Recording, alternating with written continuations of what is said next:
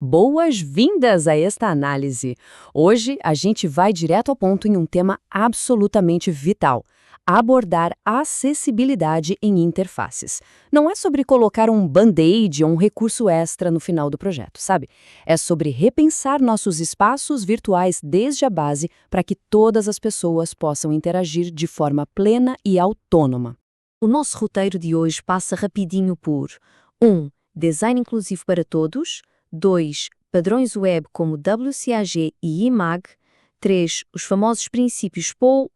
4. Práticas de design visual. E 5. Validação e testes. E para começar, construindo a fundação certa, tem uma citação das nossas fontes que acerta em cheio. Acessibilidade não é um recurso opcional ou uma versão especial da sua interface. Pensa nisso como o alicerce de um prédio.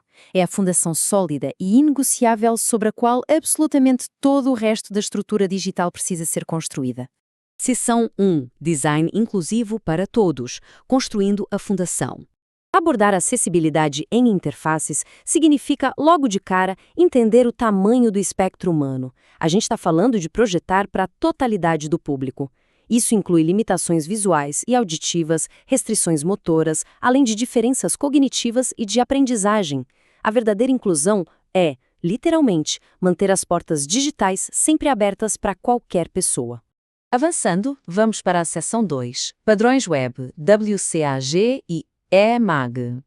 Olha só, no coração do ecossistema global, a gente tem o WCAG, que é basicamente a linha de base internacional do consórcio W3C.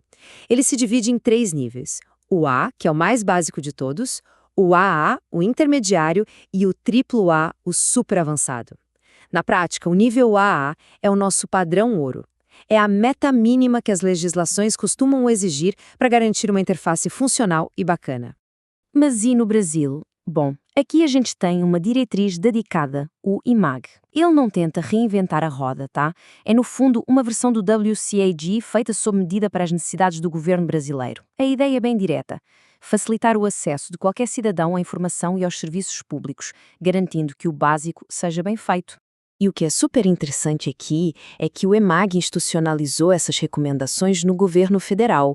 Não é só uma dica de design, sabe? É uma garantia institucional de inclusão. O objetivo é que exercer a cidadania através de portais públicos seja acessível e flua sem nenhuma daquelas fricções arquitetônicas irritantes. Legal, então vamos para a seção 3, os princípios POU. O P desse acrônimo é de perceptível. A regra de ouro aqui é: a informação não pode depender de apenas uma capacidade sensorial. Por exemplo, a gente tem que colocar alternativas textuais para imagens e ícones, garantindo que os softwares de leitura de tela consigam ler tudo em voz alta de um jeito que faça sentido. Depois vem o ódio operável. O lance é que o mouse não é a única forma de navegar na web, certo? Toda e qualquer funcionalidade precisa funcionar lindamente no teclado. E mais, a interface não pode ter elementos piscando de forma excessiva, para prevenir de vez episódios de convulsões.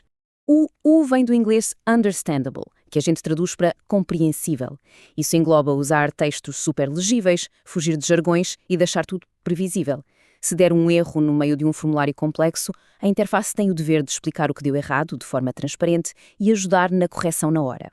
E fechando o POR, temos o R de robusto. Pensa que a tecnologia não para. Os navegadores, sistemas móveis e leitores de tela estão sempre avançando. A infraestrutura do código precisa ser sólida o bastante para não quebrar ou dar erro conforme essas tecnologias assistivas vão evoluindo. Partindo para a parte mais tangível, chegamos à seção 4, práticas de design visual. É aqui que a teoria vira ação.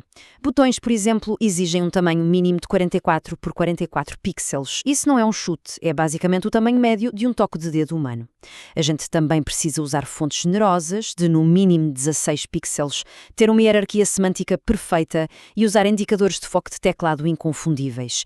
E o mais importante de tudo, ao projetar para públicos mais velhos, acomodar mudanças físicas nunca, jamais, significa infantilizar o desenho.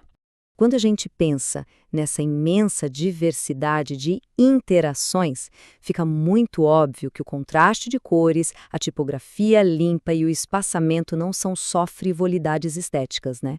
São necessidades absolutas. É o que dita quem consegue ou não usar a plataforma. E agora, a reta final na seção 5, validação e testes práticos. Isso ilustra de forma bem bacana aquele contraponto obrigatório que a gente tem que ter entre a eficiência das máquinas e a sensibilidade do julgamento humano. As duas abordagens são super necessários, mas os papéis são totalmente diferentes. Geralmente, a gente começa pelas ferramentas automatizadas. Elas operam numa velocidade absurda e são excelentes para aquela auditoria técnica na base do código. Tem o Lighthouse do Chrome, o AES para garantir o Emage aqui no Brasil e ferramentas ágeis como o Wave e X que pegam os erros de lógica básicos antes mesmo do site ir para o ar. Mas o ponto crucial é: nenhum robô sabe interpretar contexto. A máquina te diz que a tag da imagem existe, mas só a inspeção manual te diz se a descrição dela realmente faz algum sentido. É por isso que testar na mão é inegociável. Navegar só pelo teclado, desabilitar o visual para checar o fluxo e, principalmente, convidar usuários reais com deficiência para testar a plataforma. Esse é o único caminho 100% confiável. Para a gente encerrar, deixo aqui uma provocação. Se uma ferramenta atestar conformidade técnica absoluta, dando nota 100 para o código, mas na prática uma pessoa real não conseguir finalizar uma simples tarefa lá dentro, rolou acessibilidade de verdade? A perfeição de um código não serve de absolutamente nada se ele falhar na interação humana. Projetar com acessibilidade é, acima de tudo, um ato constante de empatia tecnológica. Espero que esta análise traga excelentes insights para a construção de espaços digitais cada vez melhores. Muito obrigada pela companhia e até a próxima!